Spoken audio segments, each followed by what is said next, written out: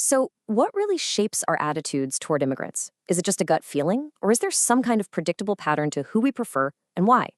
Well, it turns out there's a fascinating science behind all of it. And in this explainer, we're going to dive right into the data. All right, let's just jump right in with a question. Imagine you're the one calling the shots. You've got two applicants, a doctor from Germany and a farmer from Iraq. Who gets the green light? Your answer, whatever it is, gets right to the heart of what we're exploring today. Okay, let's get into it. While that choice might feel like it's a personal, gut decision, a ton of research shows that our collective preferences for immigrants actually follows surprisingly consistent and predictable patterns. It's not random at all. There's a real science to this. So the first big pattern we see is all about one simple idea: proximity. Research shows again and again that when it comes to immigration, we have this clear preference for people we see as being more like us, culturally, racially, and geographically. The data on this is surprisingly, well, clear. You can see this in action right here with data from the European Social Survey. On a 10-point scale, support for immigrants of the same race or ethnicity is consistently higher than for those from a different background. Now, you might think, oh, that's not a huge difference, but statistically speaking, when you see that across multiple countries, that's a really solid and significant finding. And it's not just about race. We see the exact same pattern when it comes to geography. When Europeans were asked about immigration from poorer countries, there was more support for immigrants coming from inside Europe compared to those from outside. Boom, there it is again. That closer is better idea is a really powerful force. And hey, this isn't just a European thing, not at all. A huge Australian study found this very clear, well, you could call it a hierarchy of preference. Just look at these numbers. 67% positive feelings for immigrants from English-speaking countries, but that just plummets to 31% for folks from the Middle East. That is a massive drop. It's a really stark example of how much cultural and language closeness really matter. But wait, proximity isn't the whole story, not even close. There's another huge factor that keeps popping up in the data, one that often stands on its own, separate from race or geography: an immigrant's religion. This one is consistent, and honestly, sometimes it's the most decisive piece of the puzzle.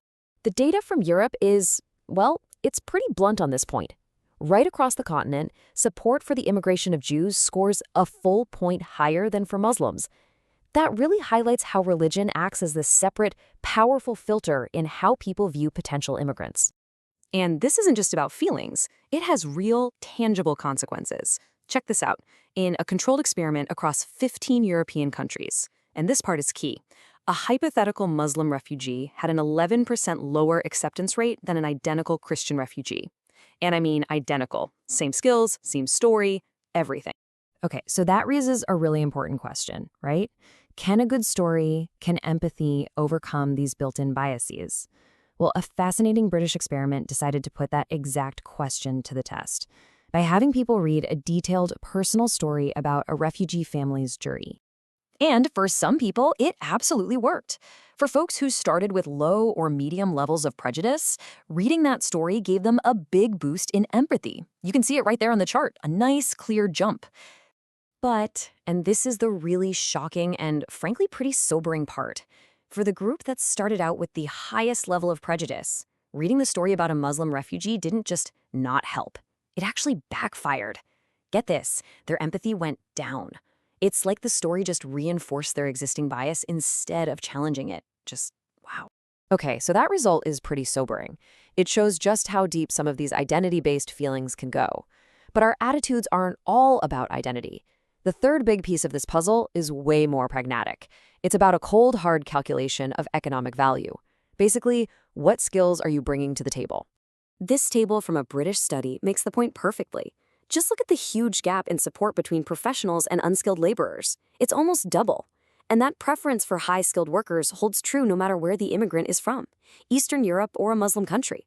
Skills, it turns out, matter a lot. And we see the same thing in the United States. One study looked at a bunch of different factors and found that having a college degree, that was the single biggest predictor of acceptance. It boosted the probability of admission by a massive 20%, more than any other single factor. Okay, so we've got these practical calculations about jobs and skills on one hand, but we also have these deeper feelings about culture and identity on the other. So what happens when those two things smash into each other? An American study decided to find out.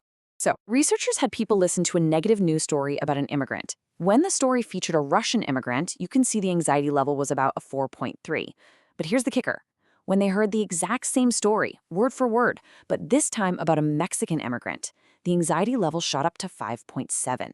This shows how those cultural feelings can really pour gasoline on economic fears.